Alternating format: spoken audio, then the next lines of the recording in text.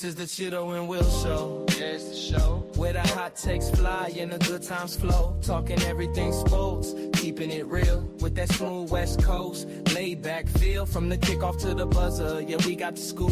Just chilling with the fellas. Welcome to the group. Chido and Will. Chido and Will. Now on the left side, leaning back in the chair, his shit aligned, his hands up in the air. He's the master of the chill, never breaking a sweat. But he drops a hot take you ain't heard just yet. Informative views, yeah, the man knows the facts. Analyzing every play, covering the tracks. He might say something wild, catch you by surprise, but he says it with a smile and that look in his eyes. Cooler than the AC, smoother than the beat. Chido brings the flavor that makes the show complete. Pass the mic to the right, yeah, you know the deal. Make some noise for the homie Raider Will. You know he's got the passion, wearing it on his sleeve. Coach's insight, making you believe. He sees the X's and O's, breaking down the scheme, but he's cracking jokes, living out the dream. Funny personality in your pager with the chat. Tell him your opinion, he'll tell you where it's at. Straight shooter, sharp mind, never moving slow. Raider Will brings the fire to the radio. This is the Chido and Will show. Yeah, it's the show. Where the hot takes fly and the good times flow. Talking everything sports, keeping it real with that smooth West Coast. Laid back feel from the kickoff to the buzzer. Yeah, we got the scoop. Just chilling with the fellas. Welcome to the group. The beat starts to fade. It's simple. Every week, every sport. Just good vibes and better takes. Chido and Will. We out. Yo, what up, Raider Nation? Welcome to another week of the Chido and Will show. What's cracking, baby? Each time I pay attention more and more to the lyrics, and I'm like, oh, okay, all right. You need to make a video to that one. But hey, I'm making it right now, man. I'm like, I'm just trying to make sure it got the right vibe, because like that one is just like so smooth, man. I mean, like I gotta admit, I was pretty impressed with the lyrics and the way they got put together. And you know what? We live in a crazy era, man. Shout out to AI and the ability to just type some shit in and make a song. Right? All I did was type in lyrics, and then all of a sudden I got, like I said, male voice, relaxed, blah blah blah, boom. Yeah, that's crazy. That's crazy, man. That's dope. That's dope. Yeah. But what up, everybody? Welcome. Thank you for tuning in today. Shout out to the chat real quick. What up, to our boy Jack? What up, Raider Nation? What's going on? Bueno, what's up, Jack? Big dog? Salute, fellas. Our boy Dub Raider. What's going on, man? Raiders Fools Chris in the house. What's going on? Glad Will is feeling better, right? Right, Big Luck? Yes, me too, Big Dog. Oh man. Yeah, I love Appreciate it. that, big dog. Appreciate that, no doubt, man. I mean, this must be in another language. I'm not sure what that means, pero orale, okay. Leo, if you saw the messages, Clint Kubiak will bring John Becton, O-line coach. Okay, all right. And just so y'all wondering, if you don't, you know, make sure you might follow my boy Jaw Raider. He is my daily, sometimes hourly update on the coaching search for the Las Vegas Raiders, man. So he keeps me updated on. Hey, John. Hey, who is can you give us some info on John Benton?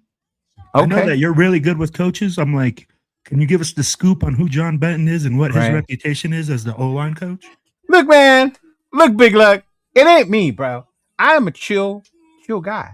Oh no. Hey, man, if you guys knew the real Chido, Big Bully Chido, I'd be like, the man might be 5'8", but he walks around like he's 6'10", throwing haymakers all day.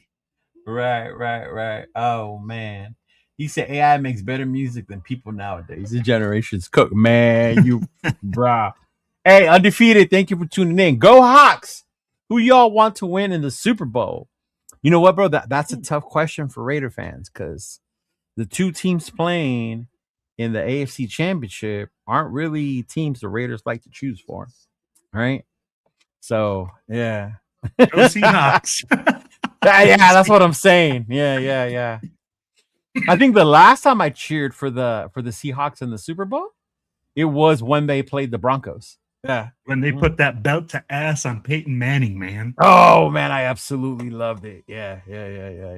Oh, living in Colorado, bro, I loved every second of it because all the shit talking that was going on that year. Damn. But no, you know what? I ain't mad. I ain't mad at you. Go Hawks. For me, honestly, because it's more of a personal thing. My dad is a Rams fan. He's been a Rams fan since I was a kid. He was part of the reason why I cheered for the 49ers as a kid, just to go against my dad. But for me, it's a whose house? Rams house. That's who I'm cheering for to make the Super Bowl. Yeah. I know. Go ahead. Let me have it, nation. It was funny because, and shout out to my boy MC Raider. Make sure you guys know who he is. Make sure and follow and check out all his newest and updated content. But hey, bro, he changed his name on Facebook, huh? No, so see, he never had Facebook. Facebook is new to him. Okay. So now he made a Facebook because he's doing his comedy thing, and that's why it's his name. That's his legal name on Facebook, Mario. Mm-hmm. That's what the MC is, Mario, and then his last name. Yeah, that's MC. Yeah. But he was doing a video, and I guess somebody told him, like, "Hey, MC, like, you're from LA. You should be cheering from the Rams, and you got to represent it." And I think we should start off with that topic, man, because that seems to be an ongoing thing where you should cheer for the team in your city. Now, my thoughts on that is, yeah, it's cool. You grew up with them. You like them, right? But for various reasons, whatever, you might find another team, or maybe growing up, you didn't have a team in your city. But to me, that's not a team fan. At that point, you're just a city fan. If that makes that's the difference. Hey, and I've talked about this so many times, right? We talked, especially being Raiders fans. Are you a city fan or are you a Raider fan? Let's not bring up the Raiders right now. Let's just stick with I'm gonna bring it up. Are you a city fan or are you a fan of the team, right? Are you a team that's gonna cheer because they're in your city, and then as soon as they leave, you're becoming a Rams fan? Right. Or you become, like, let's say, and the Dodgers will never move, right? But let's say the Dodgers moved, right? Are you all of a sudden an Angels fan? Absolutely not. Absolutely not. So when we talk about that, there's the difference between the city fan and the team fan. I cheer for the Raiders regardless. I said as long as the shield and the stuff doesn't change, they can be on Pluto. Go Raiders, bitch. As soon as that changes, then I have to really debate whether I'm going to cheer for this team or not. But until then, that's what it is. We got a special guest today. We got our boy Jeff joining us today. Oh, hell no, I'm not going for a local home team. You look blurry, bro. Why do you look a little blurry? Is your camera like dirty? There you go. Okay. Yeah. Dusty. And it's no way. Case in point, right? Our boy New England, right here, New England Raider, 401 Raider Jeff, right? Yeah. Ain't no way. Again, do you cheer for your home team? Do you cheer for whatever? Bro, you got to cheer for the team. It can't be like, hey, they're in LA today. Great, I'm going to cheer for them. Right. It'll be like, hey, bro, and then when you do it for 20 years, Jeff, how long have you been cheering for the Raiders? Let me know, chat, how y'all feel about that. Go ahead, Jeff. For the Raiders since 1975. So 50 years, basically. And you've never lived in LA, Oakland, Las Vegas? Been born and bred in Rhode Island. Never lived outside of the state of Rhode Island. Vacationed outside, yeah, but never moved outside of the state ever. Did you stop cheering for the Raiders because they left LA? Did you stop cheering for the Raiders because they left Oakland? No. Oh. Because he's a real fan, bro. That's a real fan. A real fan sticks with their team through thick and thin. Told you, as long as they don't change the name or the logo, then it would be different. So they weren't the Raiders anymore, and they got rid of the logo and the colors. Like if they became like the Oilers did, like they went from the Houston Oilers to the Tennessee Titans. Bro. If the San Antonio thing would have gone through, and they would have said, "Oh, we're going to change the name," because the San Antonio Raiders just doesn't sound right. Okay, I'm glad you said that because that was the one location I contemplated. If they go there, I might not be a Raider fan. And again, if you would have kept Wow. the Raiders name, the logo, the image, Yeah. I'm fine with it. But once you change Yeah. this right here, the shield and the actual Raiders and the colors, see ya. I can't follow the San Big go, Antonio.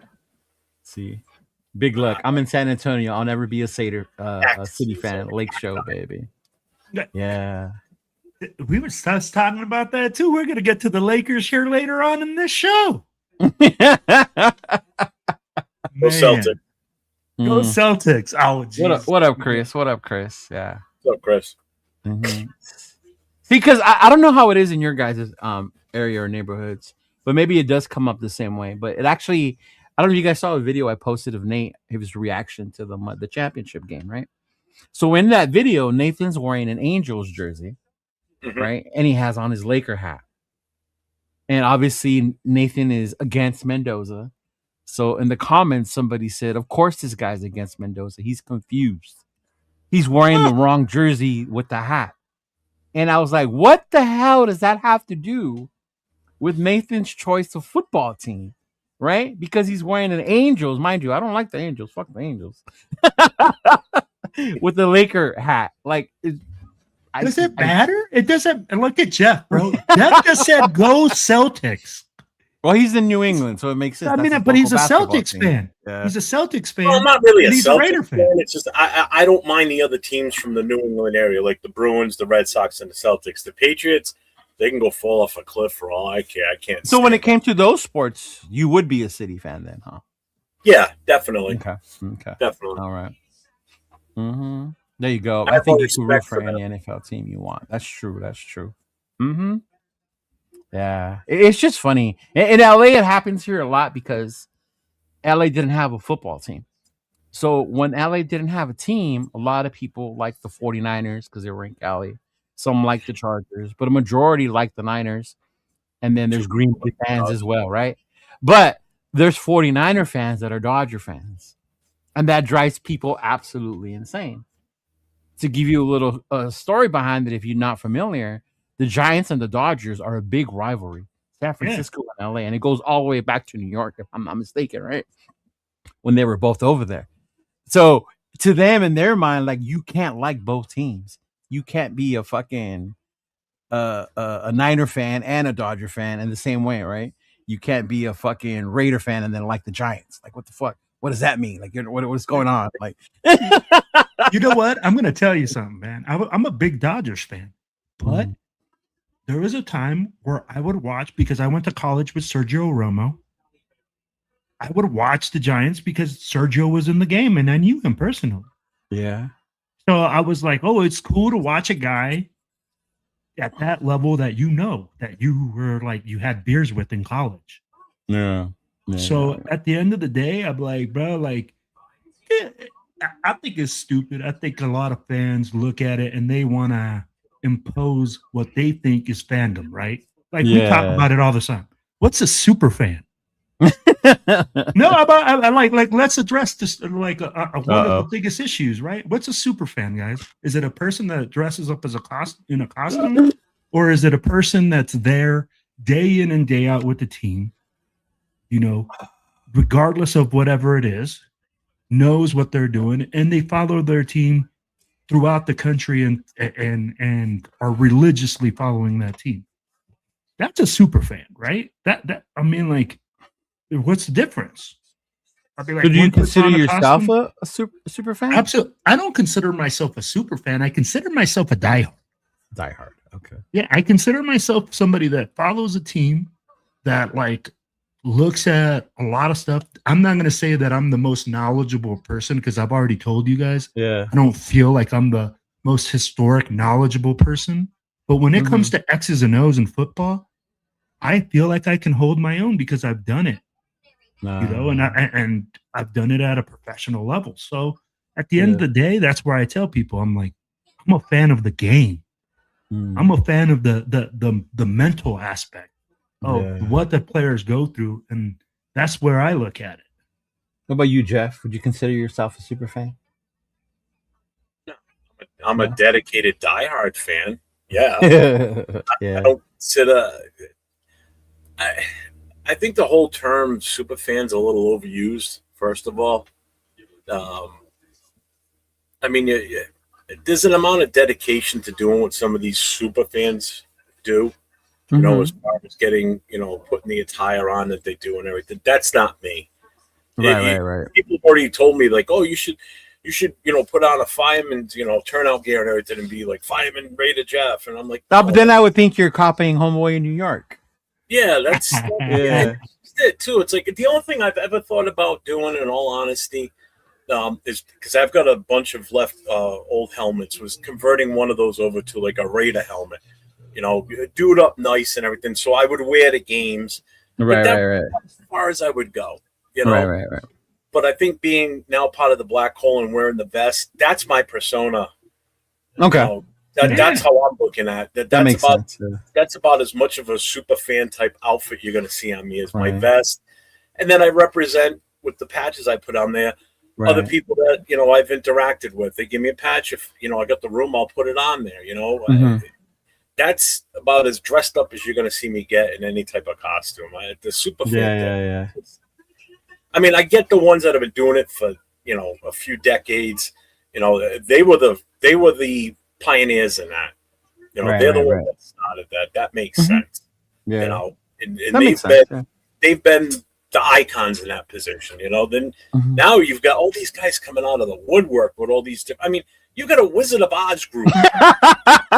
Okay, you got a bunch of guys that dress up as Wizard of Oz characters. Right.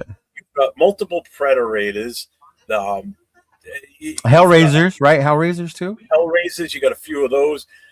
I've seen I don't know how many different variations of Beetlejuice. That's another one. Grinch. I see all the Grinch. time. There's multiple Grinches now too. The Joker. Who else? I'm sure there's a rate of Dracula out there. If there isn't, someone that one.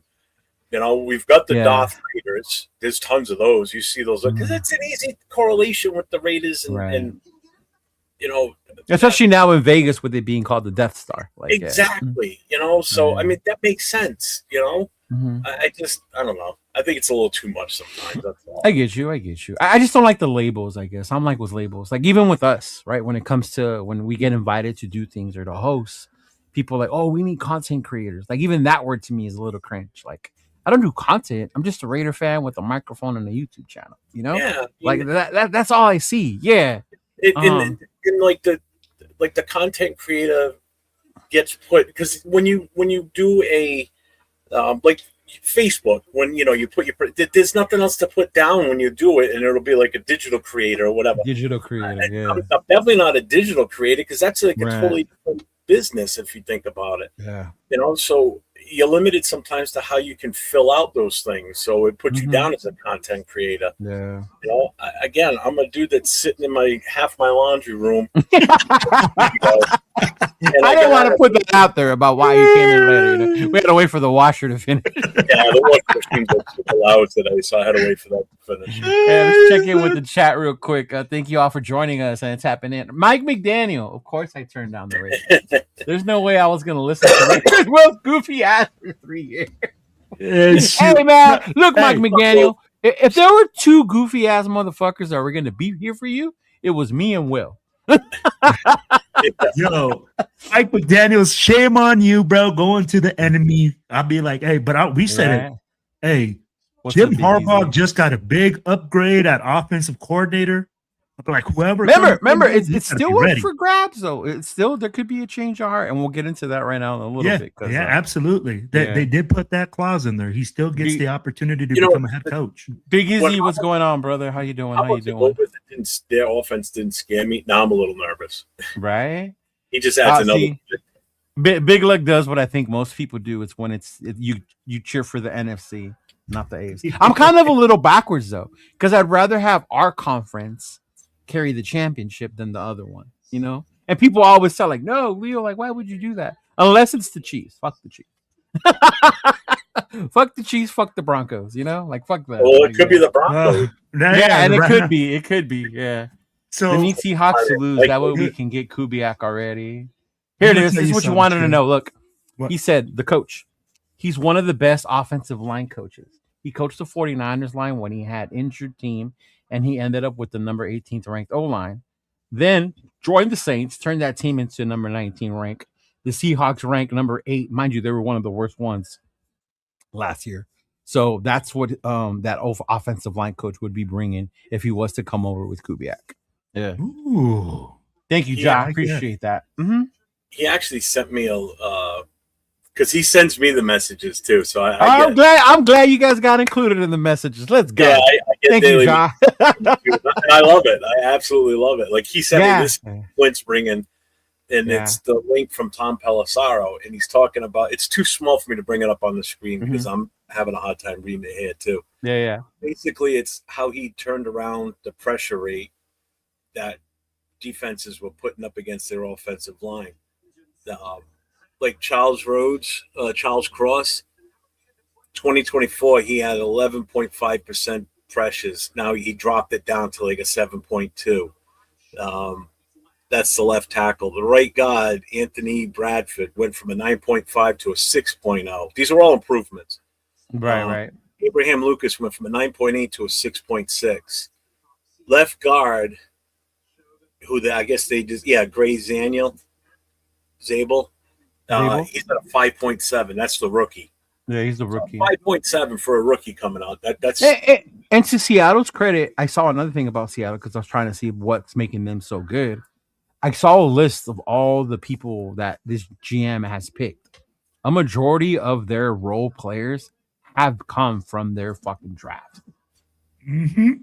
Yep. Remember that, people. That is, yes, Kubiak, their offense, the way they're running, but the way Seattle has been able to rebuild is through the draft. Well, and that's the thing. Mm-hmm. Keep saying, right? What up, Chris? What's going on, brother? Shout out to my brother Chris. Protect the shield, man. My best man. Hey, that's what I was saying, right? Spytech and whoever becomes head coach have to be on the same page.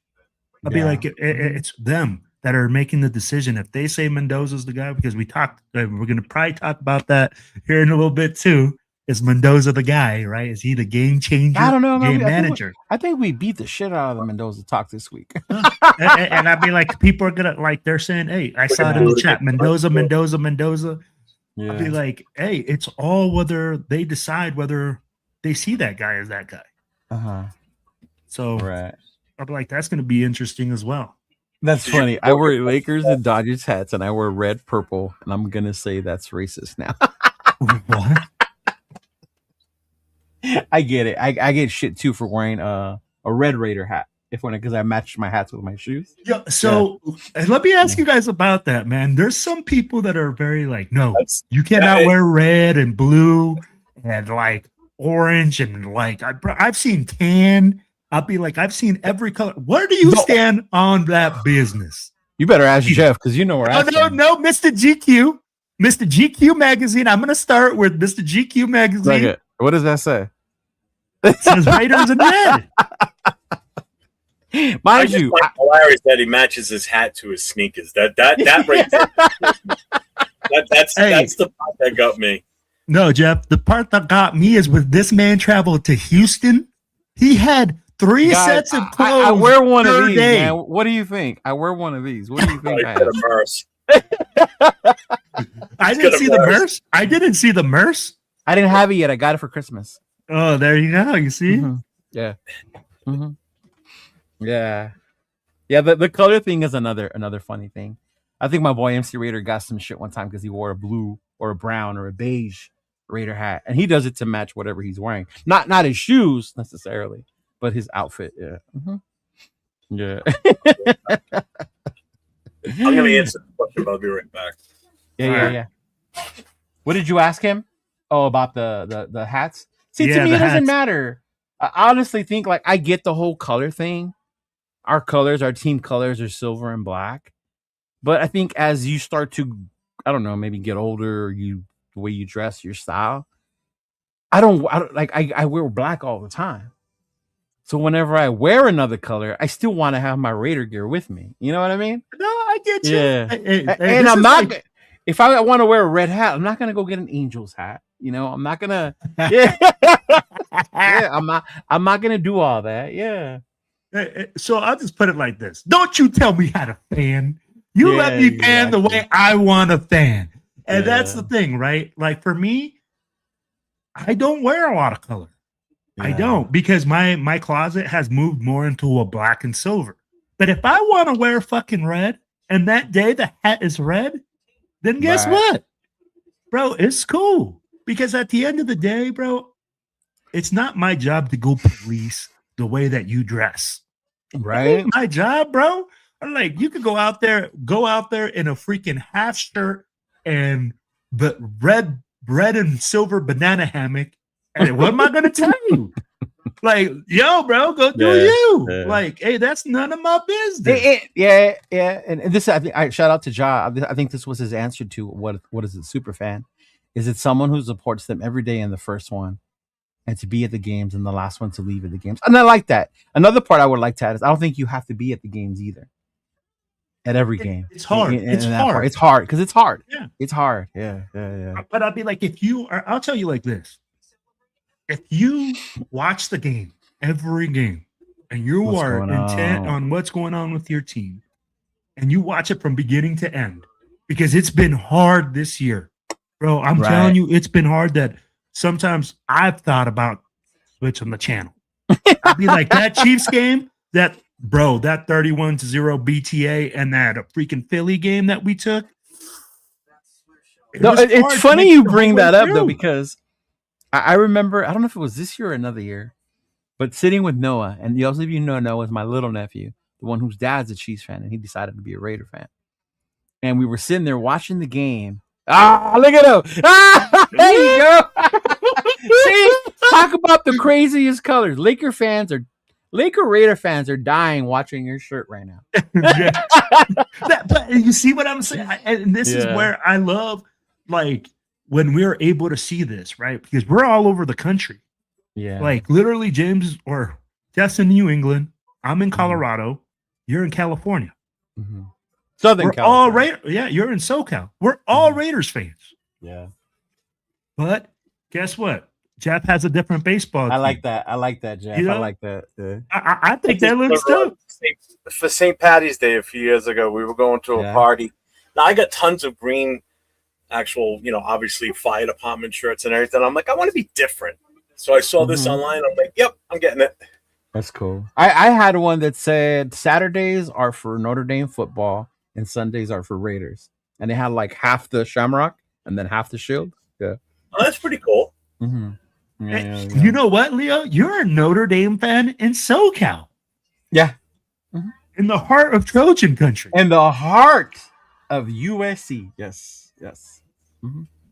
So I'd be like, during some of their greatest times too, right? I had to endure the Reggie Bush era. I had to endure the season Caleb Williams put belt to ass on us. Like I had to endure all of that. And that's why I'm like, bro, like it's hard for me to say people need to like cheer for the team in your city. When I see people like this all the time. And here, I'll tell you what, especially in Colorado, maybe Jeff gets the same thing. They go like, you're a Raiders fan? Like, how and why are you a Raiders fan? You live in Colorado, right? You get. Oh, I'm sure you guys get that when you don't live in the state. Yeah. Yeah. And then when you tell them, hey, man, that's just my team, or I was born there, blah, blah, blah. You kind of give the explanation. Some people will be like, oh, okay, cool. But then some people are still like, oh, no, man, you live here now, so you have to cheer for this team. Yeah, I know. I'm like, that makes no sense to me. Mm-hmm. I think that's what sometimes we expect was gonna happen when they got to Vegas, right? Mm-hmm. That because that was the local team, because they embraced the Golden Knights so well, and even the Aces so well, that Vegas was gonna embrace the Raiders the same way, but it never happened that way. It was hard because that was a city that had multiple fans of different teams, because so many people moved there from different areas. I mean, for Will, I can see, because he lives in Bronco area, you live in Patriot country, bro. Well, but Will's still closer to the West Coast. I'm almost as far away from the West Coast as I possibly get, still be in the continental United States. Mm-hmm. So when people see that I'm wearing Raiders gear, which I wear it all year round, so Yeah. They're like, "How are you a Raiders fan living in New England?" And I gotta make Jeff a Green Raider hat. I saw them as a kid in '75, and that's what turned me on to them. Fucking Patriots. And somebody mentioned, we talked about this the other day. Even as a kid, like I was never my father was always a Patriots fan. I was never forced to wear Patriot stuff. Like, I mean, the stuff was limited back then anyway. Like, not even a winter hat, nothing. I didn't have any of that crap growing up. There was only 2 teams my father not imposed on me that I followed him with. And one was the Dodgers, the other one was the soccer team, Club America. Oh, dude, you better freaking follow your dad's soccer team if you're brown, bro. My dad is I follow my dad's soccer team because in our culture, it's either Chivas or America. But in my family up here, my dad was the only America fan. Everybody was against him. So I was like, that's not cool. I'm going to join my dad. So for me, it's Barcelona and Real Madrid, bro. Same. I'm Barca. Oh, we're Real Madrid. My dad is like, bro, if he sees a Barca jersey, bro, he fucking almost has an implosion. Fucking burns that shit. Oh, that's cool, Pig's Pig. Shout out to Pig's Pig. I didn't know that. I was watching an old clip from 2011 game in Oakland. There was a full Raider fighter in the front row. Yeah, see? I do remember running into various people. I think I talked to John Kukuya one time. And I was like, it's funny that I know him now a lot more personally than I did back then. But I remember running into him in Oakland and like saying hi, taking pictures with him and things like that. Because back then he used to dress up. Can I tell you a story about him? I've got a weird connection to him somehow. Really? Yeah. So the nail salon my mother goes to, the lady that owns it was doing her nails, and they were talking about, I don't know how they got on the subject. I think it was like the Raiders. It was week 1. And she goes, "Oh, yeah, my nephew's coming out here for the game." And my mother asked, "Is he a Raiders fan?" She goes, "Oh, yeah." And she showed a picture of him. And she goes, "Oh, I wonder if my son knows him." Your son's a Raiders fan? Yeah. It's John's aunt. No way. Salon. Yeah. So my mother, that's cool. Then I get a text from my mother, and she sends me these 2 pictures. And I'm like, I know exactly who it is. Yeah. I said, "Why are you sending me these pictures?" Because she just sent them and didn't have it add any context yet. Yeah. And then she tells me the whole story. I'm like, holy shit, that's pretty cool. And I hadn't met him yet or really even started talking to them until after that. And then we had that kind of a connection. And the whole time at the game, I didn't realize it. He was 2 rows behind me. We Raider were 2 rows behind me because on some of their videos inside the game. You saw them? Yeah. I see myself. That's the back of my head. I see my hat because I had my the Boone hat on and I had my vest on. So I saw my son and I both standing in their video. I'm like, oh, that's pretty cool. Uh-oh. We have a change of heart in the chat. Oh shit, where'd he go? Where'd I put it? Change of heart. Yeah. I wanted to put it on there. Hold on, where? There he goes. Ardell. Our homie Ardell. Shout out to Ardell. Ardell says, I was wrong saying draft an O-lineman in the first round. Mendoza is legit. I was wrong for saying we don't need a QB the first pick. We need that dude for sure. So they have turned our boy Ardell. Yeah. And so hey, shout out to you though, bro. If that's what you think, kudos. Thank you for sharing that with us, man. Yeah. Fuck you, Cheeto. Doesn't want to touch this one with the stick right now. But to his point, that Miami defense was good, and he found a way to get the job. And that Miami defense was legit. You know what? Hey, that's what I told Cheeto. We are all, I think that Raider Nation is about 50-50 on this guy, man. What did we say about 70-30? Why do you say you leave the Predator alone? What did we say about Predator? What did we say? We were talking about the super fans. I said, there's multiple. There's multiple ones. Oh, okay. Yeah. Yeah. No, go ahead, Will. I just lost all train of thought, man. But we're gonna have a Raider Scarface with the man. I get it. His name is not doing the Raider Scarface, bro. I get it. He doesn't. He looks more like Ricky Martin than he does. Now I look like Ricky Martin. Montana. Jesus, bro. Now I look like Ricky Martin. No. I'm talking about Mendoza. He said we're gonna have a Scarface. He just gonna be Tony Monraider. Tony Monraider. We got to get a goofy scuba gas Mendoza. Oh man. Hey, make sure you guys are following our boy Jay, man. Just Raiders baby. Make sure you guys follow him. Yes, He's got great show, great contact. He always joins us every Wednesday on the Raider Connection. Shout out to my boy Jay. Yeah. But yeah, man, that's funny. What did he say? I saw that. Shout out to my boy TJ, man. They labeled TJ a content creator the other day on the Vegas news. But TJ has embraced the content creator thing because that's what he does, and he's doing his thing. He's getting bigger through it, right? But he did that Mendoza video or whatever, the one where they're all singing Mendoza, and they put it on the Las Vegas news. Yeah.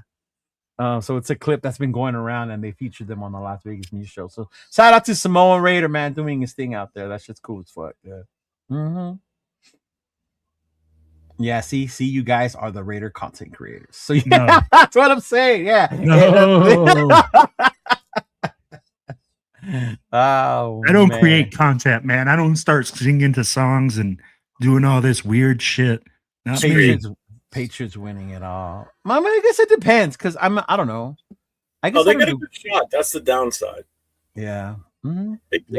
Hey, I'm going to ask you guys this: do they get past Denver? Well, let's talk about it. Let's talk about this past weekend's games, man. Fucking, obviously the championship game is this weekend, right? We got the Patriots and the Broncos. Mm-hmm. Two crazy games, bro. I mean, and it's funny. We'll talk about the. I guess not so much the Patriot one because it wasn't much of a fucking game because of CJ, But shout out to the Texans defense, though, bro. That defense is fucking legit. If CJ Stroud or if they decided to play a better quarterback or he didn't have that many turnovers, I think it would be the Texans against the Broncos this weekend. But yeah, like, do the Patriots look like they're it though, based off of that game? Yes. Like when you saw it, bro. When you're look at the Houston defense, you said it, man. The Houston defense is legit. Mm-hmm. They came after Drake May like no other, and he's a rookie. And that's the thing. And then the Patriots defense stood up. Yeah. I'd be like, bro, this team is a complete team. And with Vrabel coaching them, you're absolutely fucking right. They got a chance. And then with the news that Bo Nix got shot down, and I love what the Broncos are, they're all gathering up over there. I see them on their Facebook pages, steady up. But let's be real. Jarrett Stidham? 4 starts against that Patriot defense. I'm gonna tell you right now, Raider Will, don't start, bro. You better put some respect on my boy Jarrett Stidham's name, big dog. You better put some respect behind Jarrett motherfucking Stidham, bro. I love that career backup respect. Right. I'm like, bro, but to say he's gonna come into a playoff game in this type of situation with this type of pressure, it's gonna be tough. I will not be surprised. And everybody might be surprised if Jarrett Stidham comes up and lights it up, but I won't be surprised. He's the one that when it came down to it that year, when we moved on from Carr and then Brady didn't come out, so we were like, oh shit, when we got caught with our pants down, I was fucking pounding like, just rock 1 year with Stidham. McDaniels traded away for him for a fucking reason. He brought him back. Stidham was known to be fucking knowing that system. And picked up that system really well. So if we would have rocked with him instead of getting Jimmy that year, I would have liked to seen that shit, bro. Because you're talking about a guy. Remember that 49er game, bro? And he didn't play all fucking year. But you remember that 49er game. Right? And to see what he did coming in that game, having sat the bench all year long, and the way he picked up that offense. He ran McDaniel's offense a lot better than Carr did. And I like Carr. I was mad what happened with Carr. I just don't think City got his shot. And there's a reason Sean Payton wanted him there and has kept him around, right? So I'm just saying, don't be surprised if Jarrett Stidham goes out there and does some nasty work, man. I know what y'all show, but I just want to pull this quote up. And this is why I think Sean Payton came out the other day and said, I'm not worried. That's what I'm saying. He's not. He doesn't have that deer in the headlight look after the quarterback went down. He's not worried, bro. So we'll see. You know what? What's your take? Yeah. so heavy for the Broncos because I think the Broncos will get. And that's the part that hurts. It's like I cannot be out here willfully cheering for them either. No. Just to shut up these local fans around me that are just all Patriots are one game away from going to Super Bowl. I just want that over with. If anything, I want the Broncos to win first round, but nobody wanted to listen to me. I want to avoid the talk of the Patriots dynasty is back. Like, I don't want that shit to start again, you know? Yeah. Well, like, they took a hiatus. Now they're back. No. And let's be honest, even if they do win, that's far away from saying a dynasty. Not the Patriots fans. They're ready. They're ready to stick that shit. I get what you're saying. I get that Patriots fans will start jumping on the train that we're back. Vrabel's going to bring us back to championship. Blah blah blah. But to build a dynasty, Cheeto, we're talking a dynasty is not. I hear what you're saying. That's 3 championships. I just don't want to hear. So to that, just so JT understands, there's 2-3 championships. So would the Dodgers be a dynasty right now? Oh, we'll save that for another conversation. No. Fuck yeah, we're a dynasty. I'm going to touch on it right now. And I'm going to tell you, people are going to say the Dodgers are bending the rules by spending too much money. There aren't any rules by spending too much money. Yeah, and it's funny. We'll bring that conversation probably after the Super Bowl. But you know, you want to talk other sports, like the baseball thing is a huge one with the salary. Yankees did that for years. Everybody's done it. Hey, here's the thing, right? It's nothing new. It's not like the Rams. It's not like the Dodgers are doing this for the first time ever. Do you guys think football would be different if there wasn't a salary cap? Like, would we see the same shit? Like super teams? If there was no salary cap, my God, it would be insane. It would be insane. So teams like the Cowboys, who have a lot of money, would just fucking buy everybody. And that's just it. You would have the teams that would excel every year because they can afford to bring in all the names and spend all the money, and they're going to basically buy themselves championships every year. Like, remember in the 90s, it was the Niners and the Cowboys. That was it. Niners and the Cowboys. Yeah. Niners and the Cowboys. Yeah. Before the salary cap, it was a free-for-all. If you could afford the guy, you got him. You know, if you had the money, you were paying it, no matter how ridiculous it was. I mean, like, I guess if it was like that, we wouldn't be looking like in the NBA at Kawhi Leonard's extracurricular pay activities. I'd be like, bro, tell me how, and in my mind, I look at that.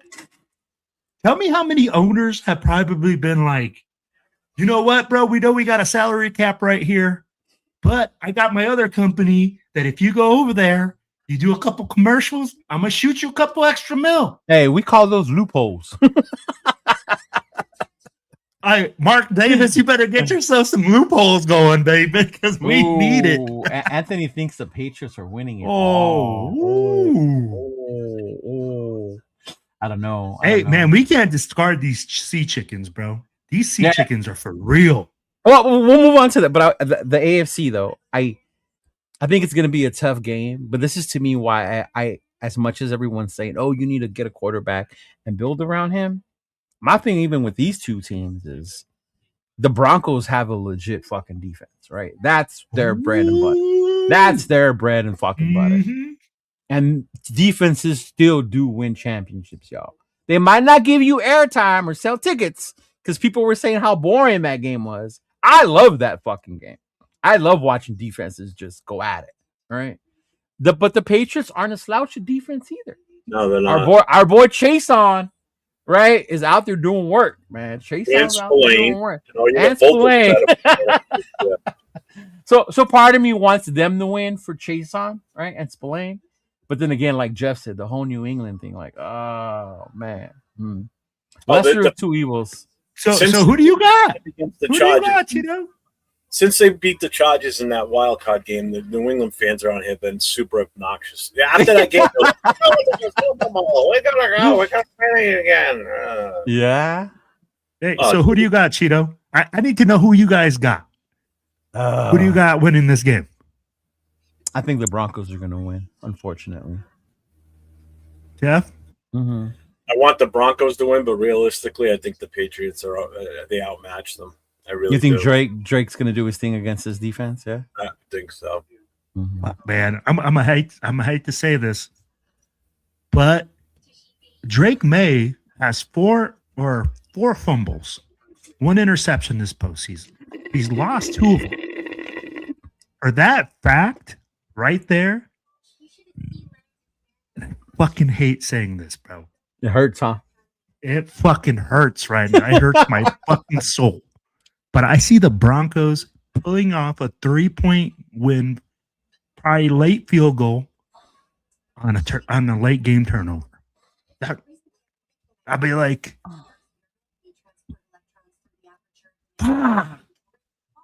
let's move on. Thank you for tuning in, Daisy. Appreciate you. Thank you, Lisa, for sending out the invite and sharing the channel. Appreciate you. If you guys don't, make sure you follow Lisa Velasco on Facebook. She sells amazing cookies. Yes, the cookies are bomb. She is the cookie girl. She is the cookie girl. Are they special cookies, Cheeto, or are they regular cookies? They're Does she make special cookies?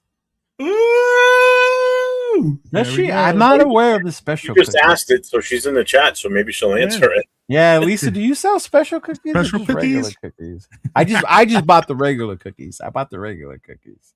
Yeah. Yeah. But the NFC, bro. The Rams against the Seattle Seahawks, bro. Yeesh. Is this championship game one just like last year where it was both 1-2, 1-2? Oh, I don't know. I'd have to look that up. That's a good question. Oh no, wait, the Rams aren't 2. The Bears are. My bad, never mind. The Rams aren't. The Rams weren't the number 2, so never mind. I think they're like 5. Yeah, because the Seahawks won the division. Yeah. But if these games are anything like the regular season matchups between these guys, I hope the Rams 1-5. Yeah. I hope the Rams don't get a lead.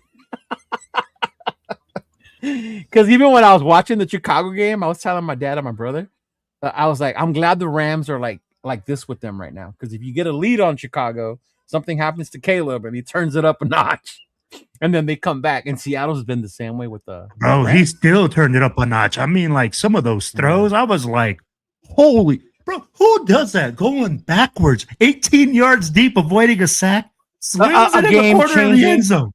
A game-changing number 1 overall pick does that. That's what they do. But yeah. Mm-hmm. Well, hey, but talking about that, Caleb also had a lot of people against him, a lot of dejectors, a lot of people saying, hey, this guy's not worth the number 1.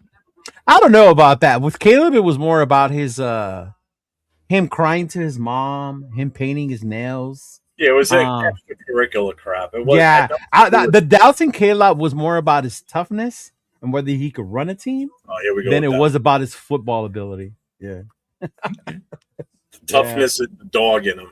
My God. Hey. You guys got to read the article because we have beat toughness. My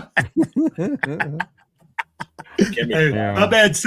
But you know what, Jeff? I agree with you. I agree that it's overused, that people go like, hey, man, that guy's tough. They'll define tough. Toughness is defined differently for every player. And as a coach, like the one thing I do say is kids are tough by just coming out here and playing this sport.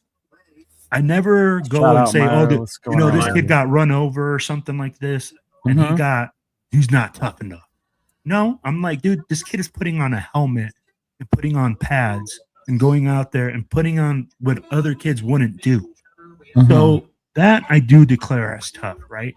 But again, I guess what Jeff was saying too, we go and we say, oh, these guys are tough. No, man. I mean, like, they are already tough by playing this game. At 34 years old, at 43 years old, if I was to go out there and play right now, bro, I'm probably going to pull a fucking hammy in the first fucking on the first play in the first 10 yards. I'm pulling a hammy. That's it, Wilfredo. You join the Get Off My Lawn crowd. You join the Get Off My Lawn crowd. like a going back years, where like Lambert, break a leg and still go out there and play. Dude, that's ridiculous, right there. Okay, I got one for you. Yeah, Ronnie Lott. Travis Hunter plays both ways on the field. That's a special kind of talent.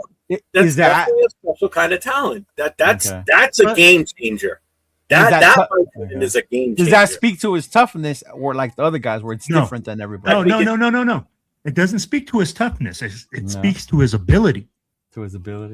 Because if you talk about toughness, right, what type of toughness are you talking about? Well, I Are think you it's tough talking to about play both coming to sides. contact? That's what I'm saying. It's not easy to play both. Yeah.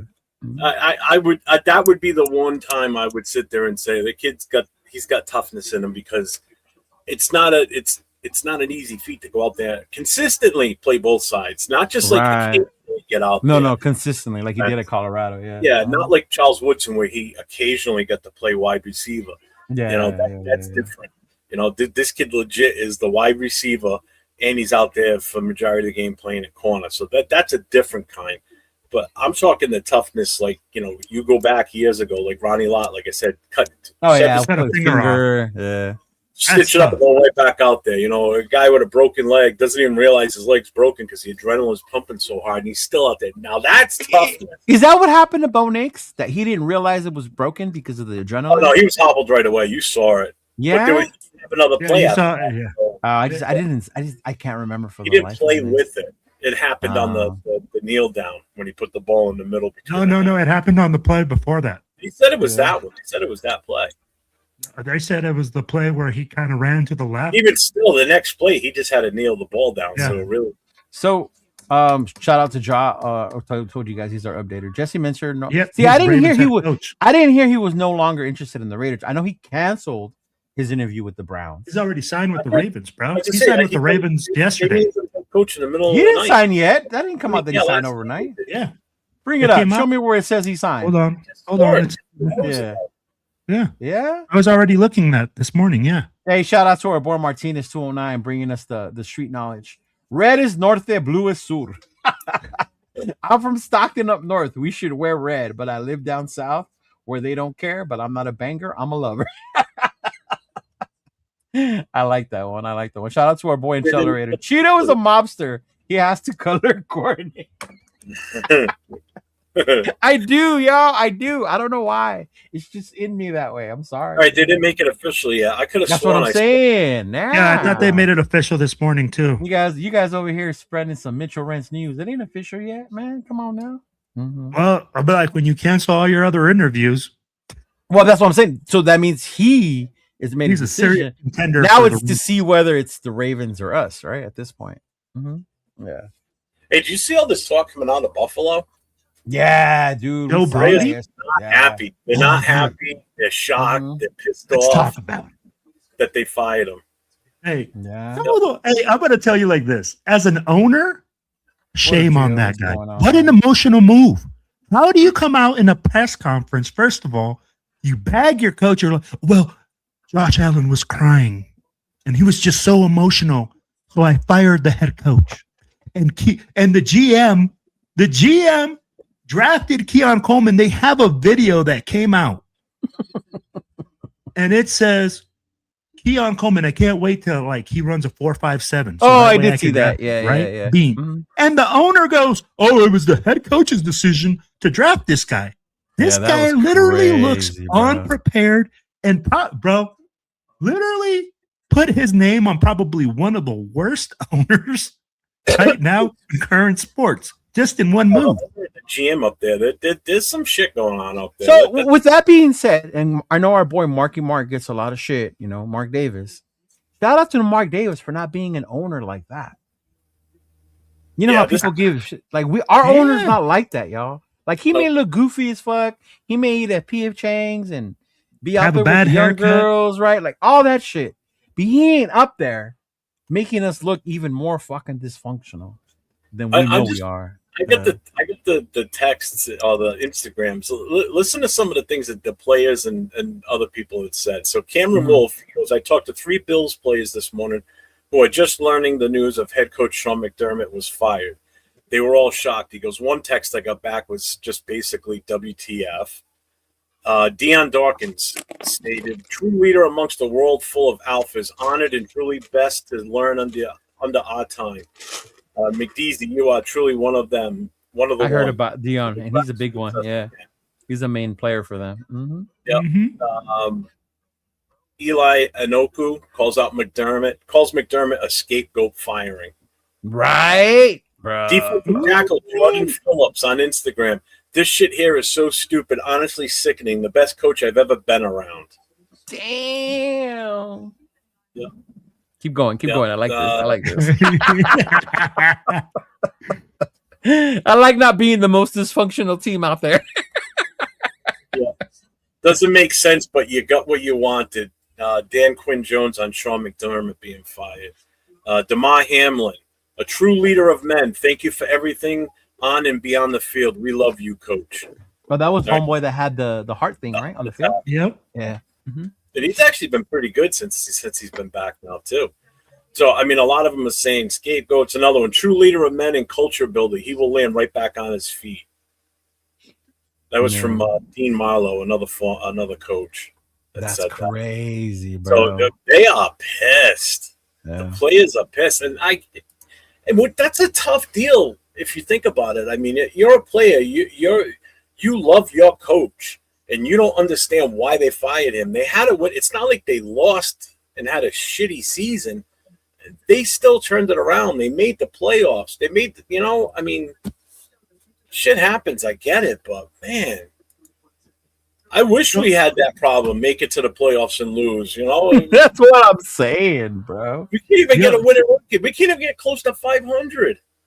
Let me ask you guys this: That was a now that McDermott is available.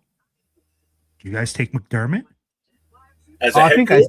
I said it yesterday. I would not be opposed to adding him to the list. Head coach, I wouldn't be opposed to it. Not at all. You want a culture changer? Boom, there you go. Oh, you want a guy that players are going to want to play for? Right there. I think that's the guy. Yeah. As far as that part of it, I'm not saying he's the guy for the job. I'm just saying he's that. Right. Yeah. Am I still on Kubiak? Oh yeah, 100%. This is why I get the most shit for wearing red. It's my Bay Area fan. This is why I get the most shit from is my Bay Area fan, for real. I kicked it with them for the first time in Chicago on the boat, and I was wearing all white Raider gear and a red fucking hat and red Jordans. They wanted to fucking chew me alive about why the fuck was I wearing red. I had a Raider. Well, the red hat was because you're so short, you could stand out in the crowd. They could follow. Oh damn! The red sneakers were in case they fell down, they could see where you were. Oh man! What are you talking about, bro? I keep saying Cheeto is a big guy, bro. I know that everybody says he's small, 5'8", but I'm going to tell you the first time I met Cheeto, Jeff. We're at Richmond. What was no. I met you before, bro, but this is because Cheeto's up here and I'm down here. So like he kind of ignored me, he just walked past me, did the wave by, because he's so famous, the famous Chidolinus. We're at Eye Candy. Yeah, that's exactly what us, bro. We're at Eye Candy about 2 years ago. We're sitting out there and I'm like, for the Panthers game? Yeah. Oh my God. So he's walking, and I think it was Saturday night. He strolls in late. Late is like not even like casual late. We're talking about like you got to be VIP status late. Nah, right? That's not true. He walks in, he's walking with Mario, and everybody's like, "Oh man, hey Will, that's Cheeto. That's Chidolinus." I'm like, where? They're like, Chidolinus. And I'm like, Cheeto. He's so full of shit, man. No. Like literally gives me the little wave. I couldn't even get a picture, bro. The man was already busy taking other pictures. I'm amazed he wasn't citing titties and babies. By the time I got over there. That is not. Citing titties and kissing babies. Hey, bro, 100%. No, not a lie, bro. I got people that will back up the story. I'm telling you, bro. I got one of these. I got the. So I get. I will add this. I will tell you how it can look that way. But I'm going to tell you how it's not me because I'm not like that. Because what actually happened, me and John showed up early because I get anxiety if it's too many people I don't know. So me and John showed up way before anyone got there. And we got a little table inside. And there was this dude that had just got married. And he became a Raider fan that day because he liked my Max Crosby shirt. That was when they came out. So we sat there. So people started coming in, saying hi. The Black Hole had came in. It was Mark, A couple of the super fans, right? They came in with like fucking sparklers and like making noise as they walked in because they had their own little VIP area in the back. So what he saw was MC Raider got there later with his wife. So Mario hit me up, "Hey Cheeto, where you at?" Because by then it was packed. So I went out to go get MC Raider to bring him to where we were sitting. So when I came in, it looked like I was late as hell coming in. But that's not what happened, bro. Sure. That's what we all say, bro. Look how intricate that story was. Oh, man. I'm telling you, Jeff, bro, you see VIP, bro. That's the only way you see Cheeto. The Cheeto Lounge. I'd be like, come on now, bro. You said, when is Cheeto not VIP? Oh, man. And mind you, for me, that was year 2. So the year prior, I had met like DJ Steph and Samoa and Fitz and them the year prior. And that was all I knew. And I had just met Matt from West Coast Pirates. Yeah. So then that was when I met them. And that's who I was hanging out with mainly was West Coast Pirates. Matt, shout out to them. Actually, I didn't know you were there. My bad. But hey, I hung out with you see, bro. Hey, like I said, Cheetos. I'm not even gonna lie. I didn't even know who Will was back then. I didn't. I hung out with the Arizona people for the first time because Queen V showed up. So Queen V introduced me to the Arizona peeps like Rock and their president at the time. I can't remember who it was, but yeah. That's fucking funny, dude. That I can see how that would look because I walked in with MC Raider, and then yeah, I do remember that. Nah, bro, hey, I saw what I saw. I stand on business. I'll be like, when you see this man strutting him, I'll be like, and he's strutting his style. I'll be like, Jeff. I'll be like, bro, he's like lean. I'll be like, he got the strut down. I mean, like, if there was cameras going off, Cheeto's ready, bro. That's all I gotta say. I do want to ask something. I know we talked about, you know, how somebody was saying something in the message on the post you put up about Nate and everything. Oh yeah. Mm-hmm. And I know you said something about if you're a fan in a city or whatever. How many Raider fans that lived in Oakland were actually Oakland A's fans? That's a question I've always wanted to ask. I've only in my journey here. I've never seen any. That's why I'm asking. I know a few. I know Josh is a big one. The GOAT. Josh is a big one. Yeah. Raider Jesse's another one. He's a big Oakland A's fan. Raider one. Okay. Spicy too. Spicy Raider. She was the same way. They were both and I think that's because they're from that area. Myra, were you an Oakland A fan? I know a lot of them went to this event that was created, like the last tailgate for the Athletics, and it was like a Raider Athletics, and they were fans of both teams. Yeah, I think John is too. Kukui. Yeah, I think John Kukui. No, Kukui's a Dodger fan. Or is that now because of Baker? Yeah, I'm not sure. He's a big Dodger fan now, so yeah, I don't know. What about Cisco? Is he a? Cisco's A's, right? I want to say A's. Dude, I don't want to get this wrong because then he'll call me and be pissed. Because I know, like Jack Kennis. So Oakland, yeah. Jack Kennis are Athletics, right? Athletics. No, yeah. Giants. He's Giants. Oh, he's Giants. Yeah. See, okay. How about Sacktown Mike? Sacktown Raider Mike. What is Sacktown Raider Mike? I'm not sure what Mike is. Yeah. Mm-hmm. A third. What are you talking about, Jason? I think a third would be fair. For what? I don't know. Mm-hmm. Yeah. No. Yeah, I don't know that one, but there was a few. Yeah, that's funny. I didn't know you were there, Will, that day.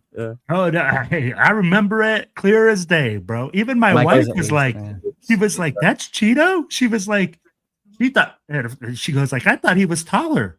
What the fuck is that?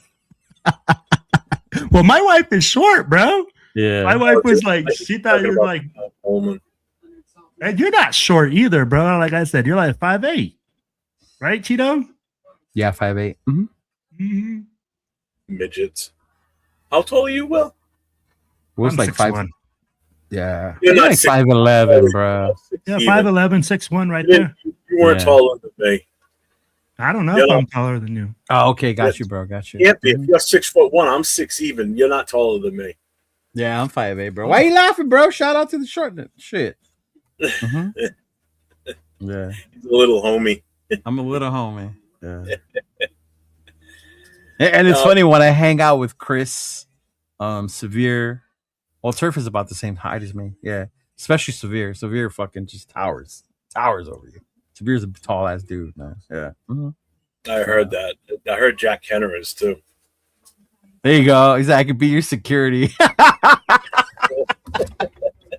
Bro, hey, this man needs no security, man. I'm telling you, Kyler Murray Cheeto is Rose, not Cheeto Posse is tall.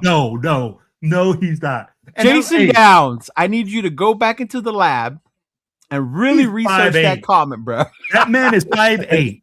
Hey, That's and Jason, I'm going to tell right? you, That's Jason. yeah, Jason Downs. Hey, so did you guys share that video where that guy came out and he was saying, "Hey, the Raiders are better off getting Kyler Murray instead of drafting Mendoza"? No, I probably made that video though. Huh? Well, for me, I'm like, somebody posted it. I saw somebody. Why would you take on Kyler Murray? I like Kyler Murray. I'm a fan of Kyler Murray. I like his style of play. It's exciting. I'm not saying he's the best. I know he has a lot of deficiencies in his game. He could be a lot better if he focused more on the game. But I've always liked Kyler Murray as a football player. Like when they were rolling for a while, like I would watch them play just to watch Kyler Murray. Yeah. Mm-hmm. Yeah. I don't see Kyler Murray as being a guy that can get us there to a championship game or to the playoffs. No, but I see Kyler Murray as a guy that's better than what we currently have. Absolutely. Yeah. But isn't Mendoza currently better than what we currently have as well? Well, Mendoza is a hope that he's better because you don't know.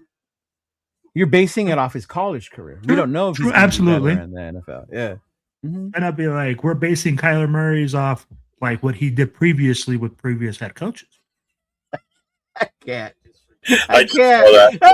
Oh my gosh, bro. Are you serious? So like years ago, is real. I am no longer single, but years ago when I started going out dating and stuff like that, a friend sent me the video of these heels you can put in your shoes. Shut up. And I was like, bro, if you don't fucking stop, like fuck you.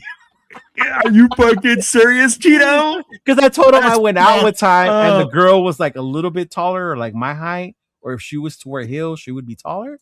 So that was a little weird to me. So then he was like, bro, I got you. And he sent me a video of those inserts you can put in your shoes. I was like, bro, that's catfishing people. At that like, point, just buy platform shoes. Right? Yeah. Hey, Jeff, I used to have a buddy. Hey, you know them Doc Martens? I have Doc Martens. Yeah. So he used to put on the Doc Martens if the girl was just like, dude, get like those 2 inches just so he could be taller than the girl. Yeah. No, man, I didn't wear inserts. He sent them to me as a joke that I should wear them. Yeah. He goes and buys extra Dr. Scholl's inserts so he gets like maybe a half an inch taller. No, these make you like 2-3 inches taller, right? The ones they slide in there. Yeah, they make you like 3 inches taller. Let me ask you guys this. You guys ever date a girl that was taller than you? To me, it's hard. It's awkward. It makes me feel awkward. Yeah. I did it, bro. I did it. I dated a girl. I was like a sophomore in high school. I was only like 5'7". He was 6'1". I'm gonna tell you like this, bro. That was the craziest pictures when you have to take a step on the first step of the benches, so that way you're taller than her, bro. And when the chick has to kneel down and kiss you as a short king, let me tell you, you feel like a pimp, though, bro. I felt like I had an Amazon. Yeah, that'd be a little weird. That'd be a little weird. But pictures to prove it too, because those prom pictures must have been ridiculous. Oh, dude, my mom still has it hanging up in her living room, and she just laughs, bro. Your mom, hey, bro, it's my mom, bro. My mom has pictures hanging up, bro. That I'm like, when the fuck did I take that? I'd be like, literally, right, Dixon. That's what I said. I was like, no. Sooner or later, the shoes have to come off anyway. So she gonna know that. Hey, if they come off, you just hoping that they're coming off and the lights are off. And it's funny because I don't really go to strip clubs here because I was in the military. My strip club scene was overseas. It was overseas, dude, right? I refuse to go. So it was different.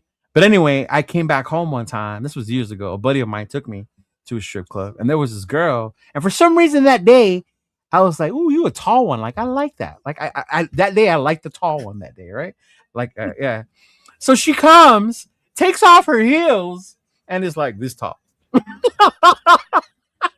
The fantasy was gone. The illusion was gone. I was like, I told my buddy, like, don't even spend your money, dog. Don't give me the lap dance. Like, I'm cool. Whenever you're ready to go, we'll go home. I was like, oh man, that dude. There's some people that just love strip clubs. My buddy back then, man, because Fridays there was a lot of traffic to come back home from San Diego to LA. So we would wait for traffic to die down. So the majority of the time we'd go eat at Hooters or we'd go eat somewhere. Well, this motherfucker one day was like, let's go to wait at the strip club. Like, I got your drinks. And I was like, dude. I was like, oh man. Deja vu in Mission Valley. That was the spot. You want to know why I never went to the strip clubs? Because when we were in boot camp, right? You get out of boot camp and you got like all the little local strip clubs. I saw one dude, bro, go out there, spend his whole check in about 30 minutes. Yeah, I seen that. Yeah. Mm-hmm. And he came back with just a pair of underwears, and he thought he was on Sky 9 because he got her number, that he was going to call her, blah, blah, blah. Let me tell you, bro, nothing happened. He just came home with a pair of underwear for $1,000. I said, nope, I will not be that again. Daniel, how you doing, brother? For me, around here, thing we had was two things we had going. One, I looked a lot older than what I was, so I was able to get into like the 21 and over clubs without having to show an ID. So I was getting into like the Foxy Lady, like the real classy joints around here. Foxy Lady. Foxy Lady. Years. But there was another place down in the southern part of the state. It was called the Playhouse Theater, and it was an old movie theater, but they had it split. So everybody on this side of the room was under 21. Everybody on the other side was 21 or older. So we were high school kids. We would pile in my car. We'd drive down there, and we'd go in there. And it was a full nude, too. That was the other thing. Wow. And we were all teenagers. We were all in high school. So we were down there every weekend. We'd go down at least one day on the weekend and, hang around down there. Yeah. By the time I get older, it's like, it just doesn't, whatever. Yeah. Hey, Manuel, you ain't lying. Nothing beats the Tijuana strip clubs. Oh my gosh, bro. Oh my god. Let's not even. What's up, Troy? I know, right? That's what I said. You said the Foxy Lady. That just sounds like a classy ass joint, dog. It is. It's the classiest one around here. I don't know how it is now. I haven't been there in probably about 25 years. What the fuck, Jay? Jay said I used to get free shows daily. Where? What you mean, Jay? Where, dog? Where? Hey, shout out to you, Raider fan. Thank you for tuning in, brother. Get some rest. Sir. Thank you. Appreciate you. Hope you feel better. Yeah. He said nothing changed. You still get older. You get discounts. You get a discount. Hey, on a different note, did you guys see they finalized the top 5 for the MVP for the league? They did. No. They did. You got them? Yeah, I do. Go for it. Spit the knowledge. So we got Josh Allen. We've got Trevor Lawrence. Shout out to Trev. Go, Sunshine. Drake May and Matthew Stafford. They're all in the running. There's one additional person. Who do you think it is? So you said Trey, you said Josh, you said Matthew. Who was the other one? Lawrence. Okay. So there's 4 right there, all quarterbacks. Who would be another one? Oh, this is a good one. I was surprised when I saw it. I didn't think that was going to happen. For league MVP, huh? Mm-hmm. Is it offense or defense? It's offense. Oh, shit.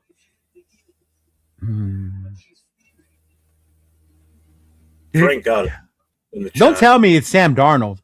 No, Frank got it. It's in the chat. CMC? Mm-hmm. Yeah, I can see that. He carried the fuck out of the 49ers. They said he'd be the first player that be comeback player of the year and league MVP, right? In the same year. I could see that. So Christian McCaffrey has become only the second player to be a finalist for 3 AP awards in the same year. So McCaffrey, they are also finalists for the Offensive Player of the Year. McCaffrey and Lawrence are among the finalists for Comeback Player of the Year. Comeback Player of the Year. Lawrence got hurt last year? McCaffrey? No, Lawrence. You said Lawrence was also in the running. Yeah. Yeah, I guess he did last year. Oh, I must have forgot about that. And what about the finalists for Rookie of the Year? I haven't seen that one. No? Yeah. Let me see. Mm-hmm. What did he do last year, 2024? All right, in 2024, Lawrence played in 10 games. Yeah, so he did get hurt. Mm-hmm. He only threw for 2,000 yards, so he doubled that this year. His touchdowns, he doubled. Actually, more than doubled. He had 29 this year, 11 last year. Yeah. Yeah, I mean, his stats are like pretty much double across the board on everything. Except he had 7 in 24 and then 12 in 2025. No, shout out to Hobo Raider. Leo, you never gave me your opinion of my channel. You know what? Message me on IG. Message me on IG and then I'll be able to do that with you, bro. Yeah. I'm always down. I probably forgot. Man, there's so much shit. It's like I forget, especially right now in my life with my personal life. I forgot I was gonna come on with Will today. He's like, "Hey Leo, we're on for tonight." I was about to head out for the day to go. Yeah, I was witness to that. So yes, it is legit. Yeah. I was going on Friday. That's why I was surprised you did it today. You know what? It makes sense because I told him Fridays is a little harder because I'm busier on Fridays. He's working a lot more. Getting rides. I get a lot more rides on Fridays. Yeah. I got included as an extra. He was like, "You want to come in?" I'm like, "Yeah, all right." As soon as the washing machine. Genty's in the running for Rookie of the Year. He should be. I mean, you look at what the rookies. Absolutely. He's better than all. He's the top running back out of all the rookies. That's for damn sure. He did a lot more with a lot less. That'd be like worst offensive line in the league, hands down. I want you guys to tell me one that's worse. If there's one that's worse than ours. No, I'm just saying it. I don't think he's gonna win. I think McMillan's gonna win. I don't think he's gonna win. He's definitely gonna. He's got a good shot. To be honest with you, I don't think he has a shot. Oh, I think he does. 100 times for Genty. Well, this is why he would have a shot because people like Jason voted 100 times for him. It's a popularity. That's why I don't put any stock in the pro. When people, he's a Pro Bowler. It's a popularity. You know when I stopped. It is popularity. You know why? Because remember the year it was Josh Jacobs or Kyler Murray? Josh Jacobs deserved that Rookie of the Year. But because Kyler was a quarterback and everyone was just in love with the was of what he was doing as a mobile quarterback. Yeah, it was a little like that's why why Kyler won it. But that year, Josh Jacobs should have won that Rookie of the Year. Yeah, I agree. I stopped watching after Sean Taylor fucking obliterated some punter. And people were complaining that it was too physical. I said, damn, that's exactly what the Pro Bowl should be like. Oh, you remember Sean Taylor? No. Okay, I do remember that. And I remember feeling bad for the punter. That was not only was that one of the most brutal hits in the Pro Bowl. Legendary hits in the Pro Bowl. Not even in the Pro Bowl. That would rank right up there in an actual NFL regular season or playoff game. This is the Pro Bowl where we're talking about these guys aren't really going out there and trying to kill it. Well, don't tell Sean Taylor that because he was definitely out there trying to kill that punter. That's for damn sure. Back then they took pride in the Pro Bowl because remember it was in Hawaii, it was Honolulu. Yes. It actually meant something back then to be a Pro Bowl. That's why in the current system they have now, I don't put any stock in Pro Bowl. When people sit there and go, have a good day, Emmanuel. Appreciate you, brother. Yeah. The biggest thing is the Pro Bowl is between the championship game and the Super Bowl. So whoever's playing in the Super Bowl is not going to play in the Pro Bowl. Their players aren't in there. Yeah. 9 times out of 10, whoever played in the championship, winner or even on the loser side, they're not going to play in it, or they got injured, or they're nursing an injury. So who's actually finished number 6 overall in the voting on quarterback is now considered a Pro Bowl player because the year that Hundley and Carr got in as alternates or whatever. The fuck didn't Minshew get in one year? Yeah, he was with the Colts, and he was like the 5th or 6th one on the list because other quarterbacks weren't playing, whether it be Super Bowl or injuries. Or injuries. How do you go? How do you even take pride in the fact that you made the Pro Bowl? You made it because of, you didn't make it because you got voted in immediately. Asterisk. Now there's more power behind or more worth the all pro list, like the first team. Like Yeah, the make eight all pro. Yeah. Well, that's voted by their peers. These are the And guys voted, that play in the league that think that you are the best at your position. I have more respect for the AP because again, oh, Lisa's here. Lisa, do you make special cookies? Will would like to know. Hey, why are you throwing me under the bus? Because you're the one who said, are the cookies special? I said all I had was the macadamia and the chocolate chip. Massive news for the unemployed. Derrick Henry was traded for Ben Simmons and 2 first-round picks. What the? Nico Harrison? Oh, Nico Harrison. Gosh. Really, Nico? I just got that. Come on, man. Bowers lost to Jaden. Bowers did lose to Jaden. Yeah. Yeah. EA should set up an 11-11 on Madden game for the Pro Bowl. That would be way more entertaining. Well, they used to have that on there. They used to have the Pro Bowl on, remember on that? Madden. Yeah. But you know what? Man, the Pro Bowl has become like the NBA All-Star game. Oh, the NBA All-Star game is straight garbage. Did you hear who didn't make the All-Star team this year? Who? Or the starting 5 at least on the West? LeBron James. Hey, where's the applause button, Cheeto? Cheeto, hit me with that applause button.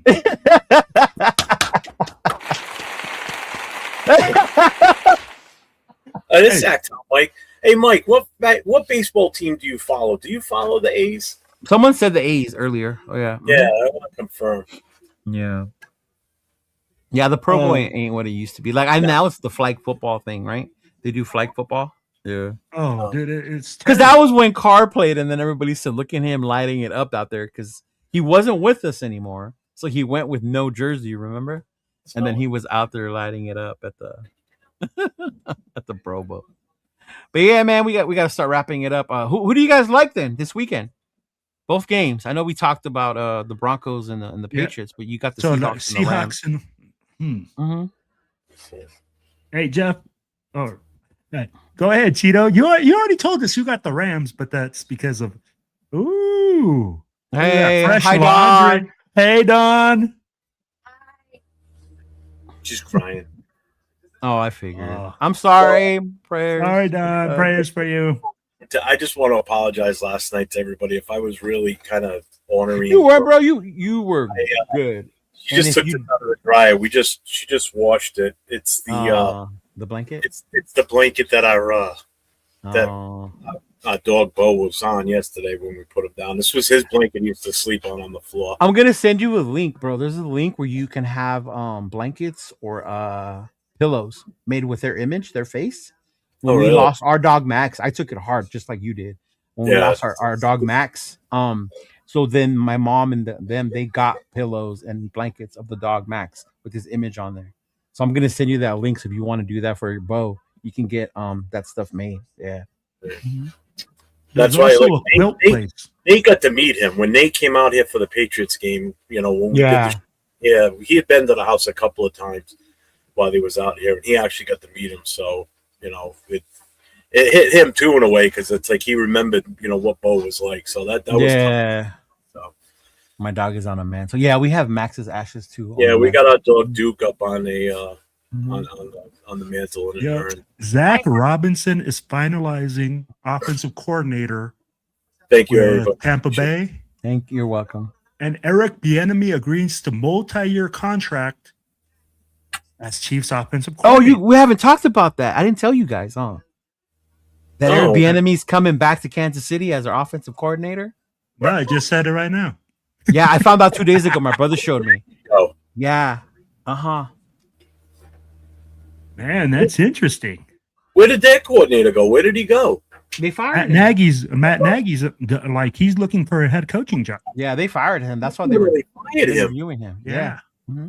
You're gonna be shitting me. So he's coming back to KC. Mike McDaniel's in San Diego. Yes. Bro, it's gonna be a tough division. Whoever comes in here, that's why I keep saying it. The Raiders' job is not as attractive as people think. They go like, "Oh, we got the first round pick.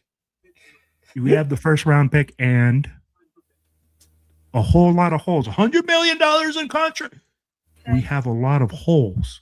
We have a lot of things that we have to address. So, bro, and then we're going to be the toughest division again next year. Guaranteed. Yeah, Jeff. Eric Bieniemy, bro. Eric Bieniemy's coming back. I didn't even hear that one. That one slipped by me. Mm-hmm. Yeah. So now let me ask you this then, real quick. I know you guys want to get off the air, but let me ask you this. So if it's Mendoza, do you think he's got the skills to go up against those other offenses and be competitive against those other three offenses in our division? And not only offenses, those defenses. Well, that's three teams we're going to play twice a year. I guess it's the way you look at it. Like the way I see it, Mendoza's not going to go against those offenses. That's why, to me, I want to also focus on our defense. I know we want to, but the offense has to be able to keep up with him. I think when it comes to that, that's why we look about who's going to be the coordinator in our offense. The way I see it with Mendoza, it's going to be kind of like Indiana or the way Seattle is with Darnold, right? It's a run first possession type offense. So you keep Mahomes on the sideline. You keep fucking Herbert with McDaniels now on the fucking sideline for as long as you can. And hopefully we get over these woes of not being able to score in the red zone with fucking Mendoza, because Mendoza's numbers are like unreal in the red zone, right? In college. So then that's what you're going to hope, that you finally get to be able to put points. I don't see him coming here and us becoming this high-flying, high-scoring offense. Yeah. Mm-hmm. How about our current roster? That's for sure. Yeah, especially with our current roster. You give him a real Johnson, Randy Moss type receiver, who knows? You know, you already got Brock. You got Brock. You got Genty, who ran the rock with a horrible O-line. Yeah. Mm-hmm. Megatron 2.0. So that's what I'm saying. I said a real one. I said a real one. Baby, go get it. No, you know what, Cheeto? I like what you said. I like what you said. If you draft Mendoza, I don't see Mendoza as the savior. I see Mendoza as a guy that we have to look at and say, does he sit on the bench for a year?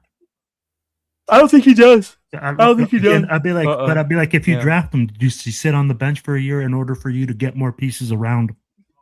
Right? If you say, hey, we don't have the pieces around him, I don't want to destroy this guy. He's our first round draft pick. We're going to sit him. We'll ride with whoever we got next year. He'll be our guy. Yeah, but see, if you're drafting him, he's the way he's playing right now, his age, his maturity, he's not one you have to sit.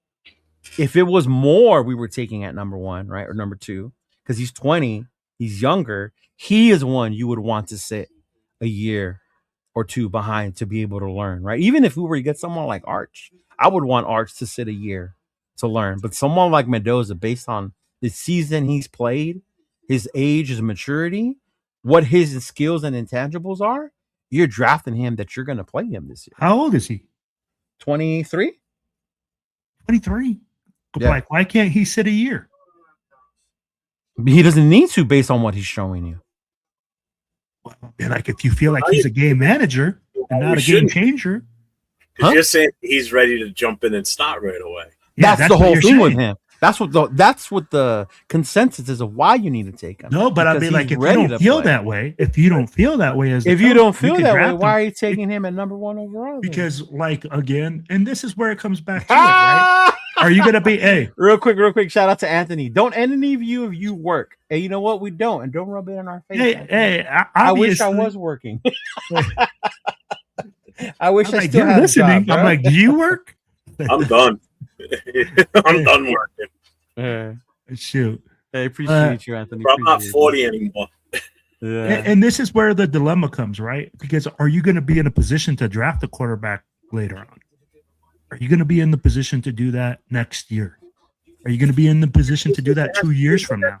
This is that mentality. We always have to get a first round quarterback. We have to get the first one in the first. Well, and it's two ways, though. It's two ways. It's two ways. Yeah, he'll be 23. Yeah, and we can say this, Jeff, because we've also said you can't be scared to pull the trigger, right? We said, hey, we can't live under the Jamarcus Russell thing. And you can't. You know? Yeah. So it's a two-way street, and it's, again, that's why we have to say, hey, it's whatever the coaches evaluate. If the coaches think, hey, man, we can bring this guy on, I'm going to sit him on the bench. I'm going to freaking teach him. I just don't think they do that next year. Yeah. Yeah. And I don't think so either. Yeah. But and I just don't see Mendoza coming out here. If we do that, can you imagine whoever our quarterback is that we have next year, whoever if it's AOC or whatever, if you do that, the second he fumbles the ball from the center, the second he overthrows our Megatron 2.0, right? Or he throws an interception, all you're going to hear is the ABBA song playing and the nation wanting that kid in there. The second he messes up. But are you going to let the fans dictate what you do on the field as a coach and as a GM? And that's what takes into matter, right? Right? Seriously. Yeah, we talked about it yesterday, right? With Max about them not asking him about the coaches. Me and Jeff were like, good. Don't ask him about the coach. You shouldn't have to, dude. And this is the thing. Like, look, dude, and I'm going to tell you like this. We were talking about the Bills owner. The Bills owner just came out and said that Josh Allen is going to have a heavy say in who comes in there. That's the problem. Okay? That is the problem. There is no leadership, right? You have to have leadership from the top down. When does the quarterback decide who's going to be the head coach? I'm sorry. The only thing the quarterback should have a say in is, hey, we're thinking about bringing this tight end, this wide receiver, or this running back in. Or what do you think about this guy as your left tackle? That's huge. If you're going to bring in a new left tackle, I want to know about it because I want to say, because that's my blind side. I want to make sure you should have a say in that. If you're going to replace Colton Miller, I'm going to need to know that you're replacing that. When you're asking about a player that's different, who cares what's on the defense? What are you going to ask Josh Allen about a defense play? The head coach, that has nothing to do with him. He's or even a receiver that they might be bringing in. Or drafting, Mm-hmm. And you know what? I love what Ja just said, bro. What happens when you put Fernando Mendoza in and he's struggling and he's not doing well? Then you're going to say, first ones to say, he's trash. Why the fuck did he pick and that's number fine. one? And that's fine because this is why I want people to go on Netflix and watch the Elway documentary. Because this is what happened to John Elway.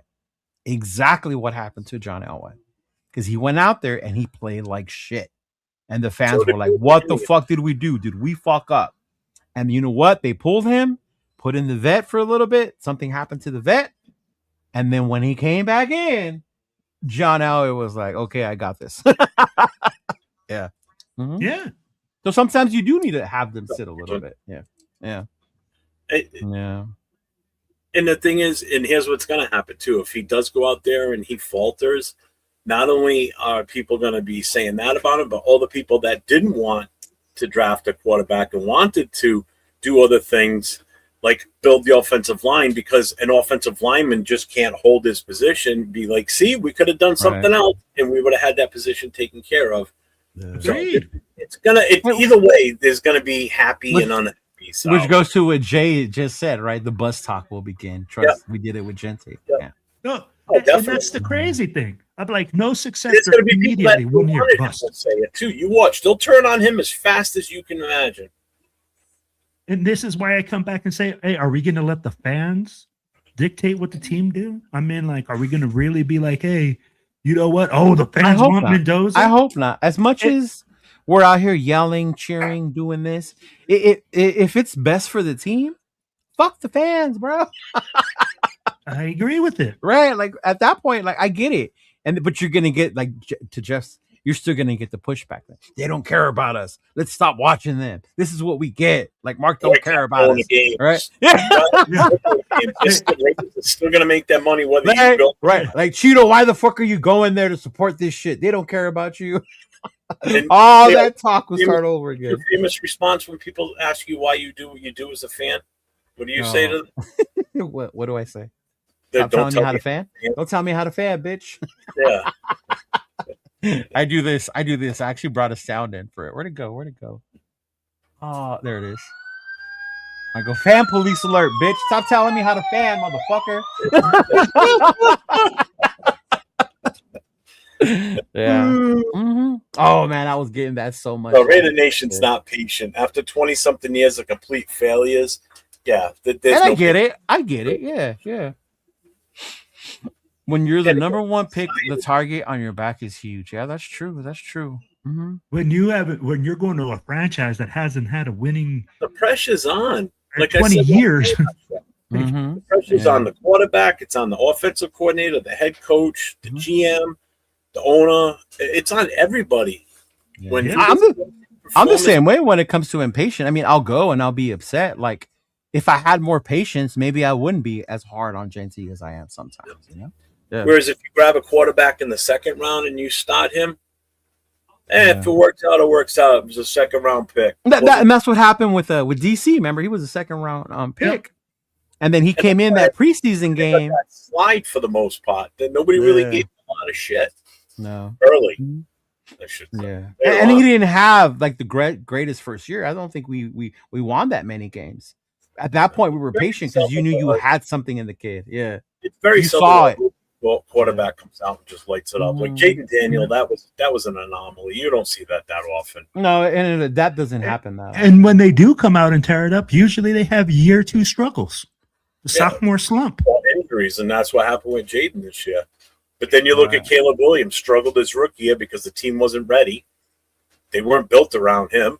They were running a horrible offense that wasn't for Caleb. Once Ben Johnson came in, and and he did exactly what he needed to do. He already had his quarterback. He just built up around the guy, and look where they ended up. And they weren't afraid to draft their dude. Even they had Cole Kmet. A lot of people like Cole Kmet, and they still went out there and drafted Loveland. And look at what a gem fucking Loveland has been, bro. Yeah, Jesus Christ. You already had a Dunze over there. Mm-hmm. You had the right mix of like talent, like skill position. If that offensive line and that tight end changed everything for them, there. And Swift. Yeah. We will see what JD5 really is this year if he stays healthy without Kingsbury.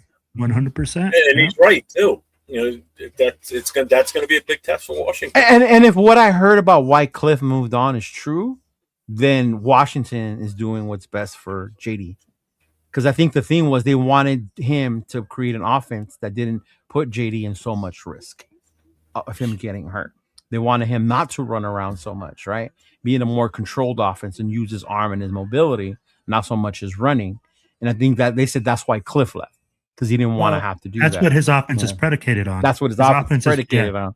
Yeah, and some guys won't adapt. Some guys would be like, no, I'd rather leave and keep my style. So we'll see if he gets a different OC that does, maybe they do a better job of protecting him with the line and stuff like that. How JD5 will flourish as a pure quarterback passer, not just one that runs around. We'll have to see, because then he'll have to flourish in the pocket, develop. Yeah, but him too. He makes some amazing throws that are out of script. Absolutely. Yeah. Jesus Christ. Yeah. We're just numb. A lot of people want Lamar, man. How you guys on the Lamar train? You know what? Great talent. Oh, go ahead, Jeff. Go ahead. My bad. No, that's it. I'm done. Out. I'm not. You're out.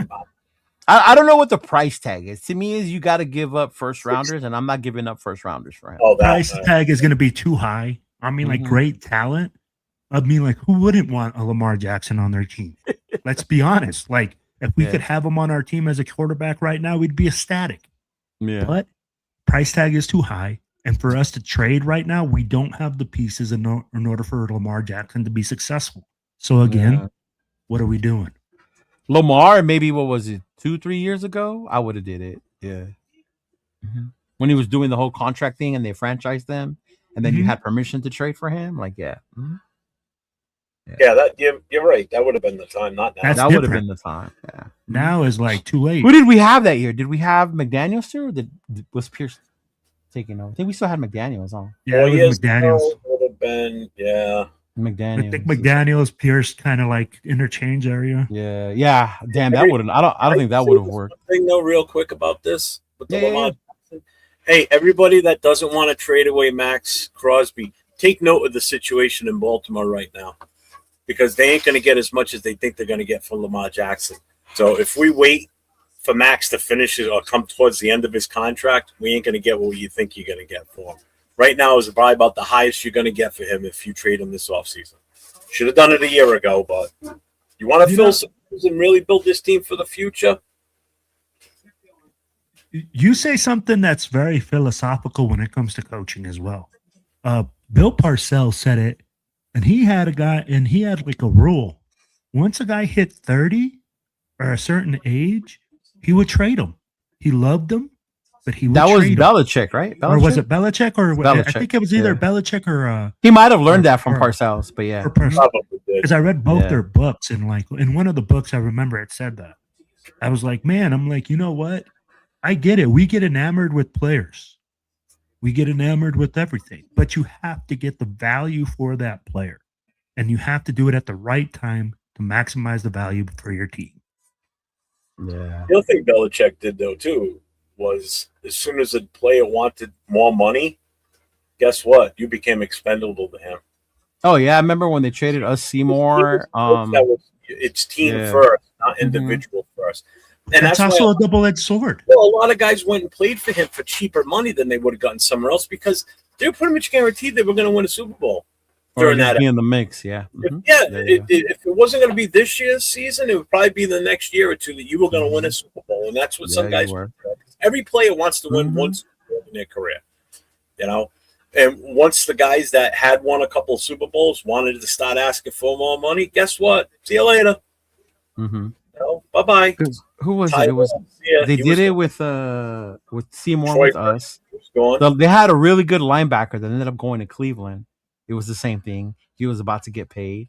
Yeah, they did it with a lot of their players. The only ones he was willing to pay was Tom Brady.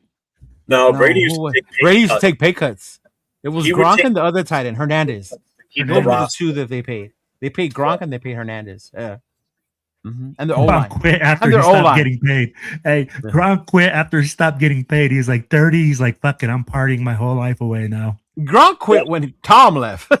Yeah, he's like, that's perfect. That's exactly what he would do. He would trade you away sooner than he had to, rather than waiting until it was too late.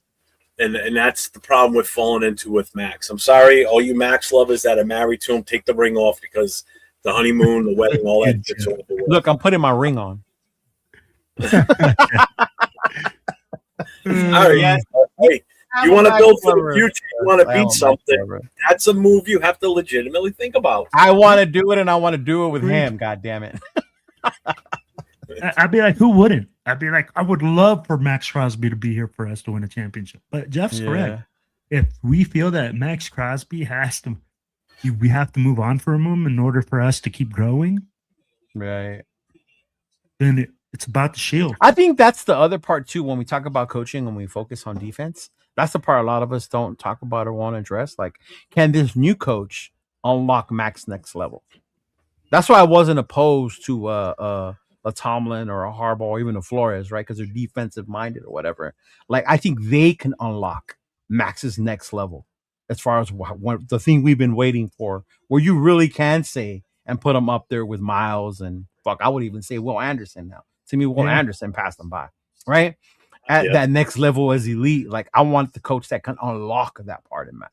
Not that Max can't do it, but I think sometimes you need that coaching to be able to get you to unlock that next level. Like, I saw a video of Parcells with Lawrence Taylor, the nastiest fucking linebacker, right? And he told Lawrence, he put an airplane ticket in his locker. And Lawrence Taylor was like, what the fuck is this for? And Bill Parcells told him, because he had difficulty against a left tackle for the Rams at that time, I want you to go to New Orleans and give your jersey to Pat Swilling and have Pat Swilling come play this weekend because he can play against this guy you can't. And Lawrence Taylor fucking lost it, dude. Lost it. Was pissed, throwing shit in the locker room, went out there and fucking had a great game against that tackle that he couldn't fucking get That's by. A motivator. That's what I mean. That's what I'm saying. Like, yeah. And I believe that with Parcells because that's just the way he was just a nasty coach, and it was this way or no way, you know. But it struck me with something right there what you just said. How so-and-so surpassed Max now. Have you noticed a trend with Max in a way? He's falling down that list. He's fallen down that list of top defensive ends now. Yeah, 3 years ago, I argued with Chris. 102. Now he's 3, 4, 4, 5, 5, 6. And he's falling further down that list. He's still kind of in his prime, but other guys are coming up that are passing him by. So, okay, why he's still in the top 6, 7?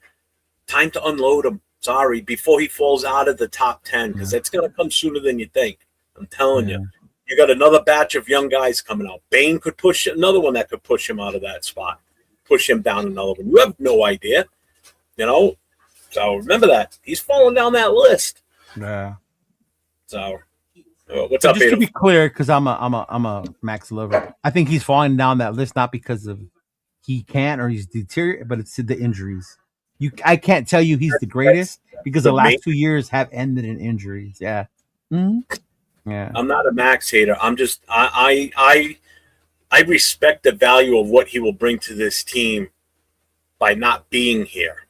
Like what we're going to get in return is going to turn this team into something to build for the future. And that's what a lot of fans don't understand. And that's where I'm coming from with the whole trade out of the number 1, trade Max. It's all about the future. It's not about what they're doing right now. It's what's going to happen in the future or what we bring in to build this going forward. Yeah. No, it actually wasn't Jackie Slater, Frank. It was somebody else. It was the other tackle. I thought it was Jackie Slater, too, because Jackie Slater was a dog back then. Yeah. And that's the other part, too, with the coaching. How's that going to, you got to have a coach like that. It was Chris that told me about the Flores because I was so opposed to Flores. And to think about what he does in Minnesota, what he's done with lesser names, and how he could probably unlock that next level. And I was like, ooh, now I'm intrigued. Like, yeah. Yeah, I have been saying that for a while, Jay. And just think of how much the values dropped from last year to this year now already. Crazy. Max said he had his injury since September. He played through it, bro. It's fucking crazy. Yeah. Yeah. Yo, fellas, I gotta bounce, man. I gotta go. Get my kid. You guys got anything? Jeff, I know you got your show later. Yeah, Nate and I will be on tonight, 10 o'clock Eastern, 7 o'clock Pacific. I'm working on the finalization of the game that we're gonna play tonight. Gonna do a little trivia. And can you guys pay attention to my answers, motherfuckers? Oh my gosh. No. I be answering it right, and you're like, oh no, nobody said it. And then he said like motherfuckers.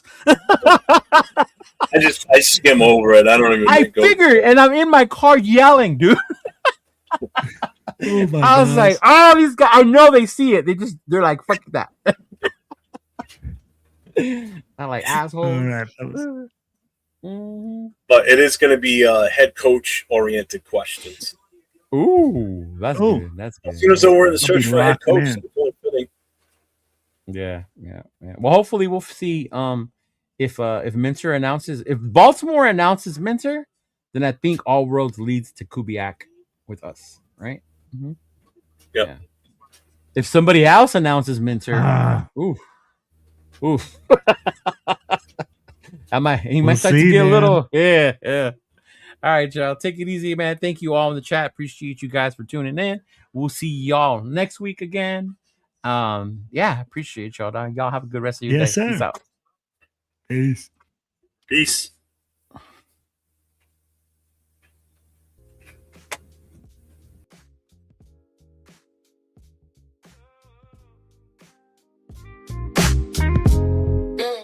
This is the Cheeto and Will show. It's the show where the hot takes fly and the good times flow. Talking everything sports, keeping it real with that smooth West Coast.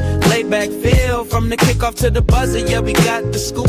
Just chilling with the fellas. Welcome to the group. Cheeto and Will. Cheeto and Will. Yeah, now on the left side, leaning back in the chair, his Chidolinus, hands up in the air. He's the master of the chill, never breaking a sweat, but he drops a hot take you ain't heard just yet.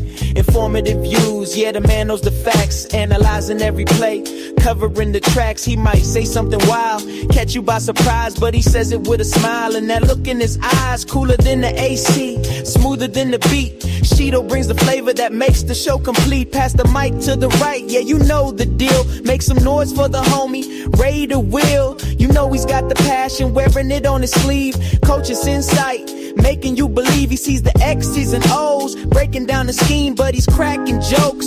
Living out the dream, funny personality and preaching with the chat. Tell him your opinion, he'll tell you where it's at.